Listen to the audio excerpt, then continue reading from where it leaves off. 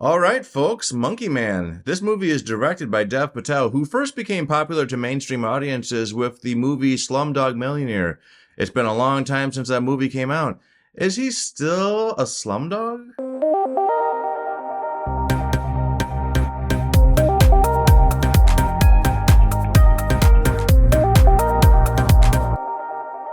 Alright, let's dig into this movie. First, you should probably know the premise. An anonymous young man unleashes a campaign of violence against the corporate leaders who murdered his mother and continued to systematically victimize the poor and powerless. This is basically a revenge movie, and Dev Patel's character is here to dish out that sweet, sweet justice. Firstly, Dev, if you're watching this video by any chance, I very much applaud your efforts here. You did a very good job. I think that he did a great job directing this movie, and he did a phenomenal job acting. The stunts in this movie seem very well coordinated. The action is super visceral, and this movie is undoubtedly going to get some comparisons to John Wick. As a matter of fact, this movie even has a cheeky little throwaway line that even references John Wick.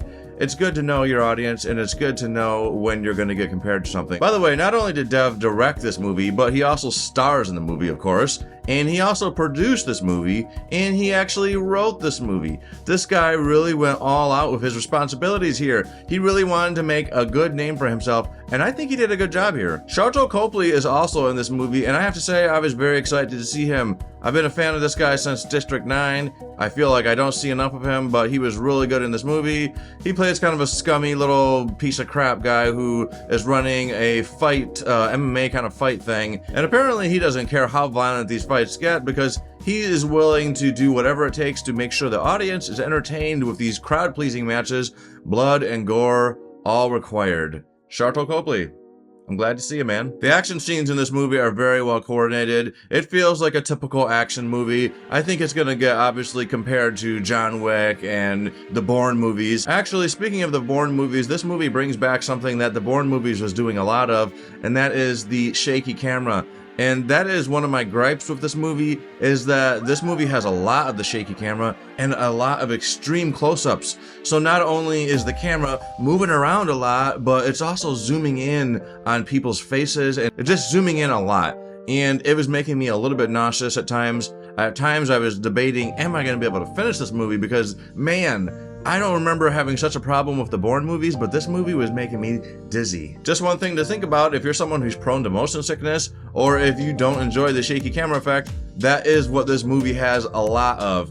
And so you better like it. Dev Patel is a fantastic actor. He does a great job in this movie, not only handling the directing duties, but also just handling the emotional scenes and the awesomely coordinated fight scenes. I think that it is really satisfying watching him branch out from the things that started his career. He's not just doing the roles like Slumdog Millionaire. He's not just taking on a lot of cliche roles. He is a very ranged actor, and this is just the next step in his process. And I very much respect him.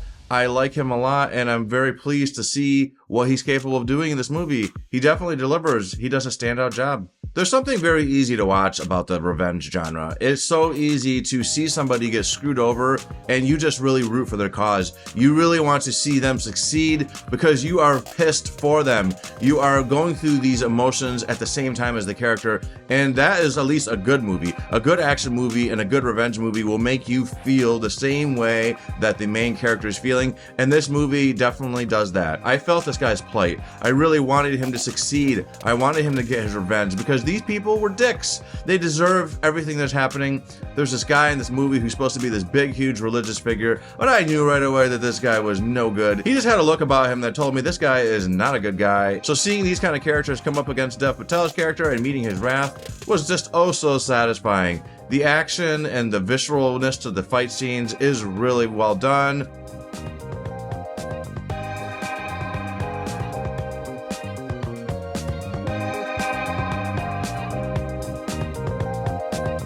So, Indian John Wick, worth checking out? I think so.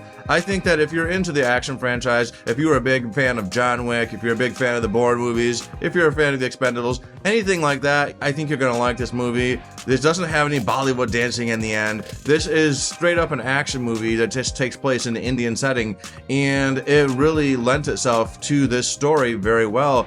I cared a lot about Dev Patel's character. I was rooting for him. I was really happy to see him doing such a good job with this performance. I was very proud of him doing such a good job as a director.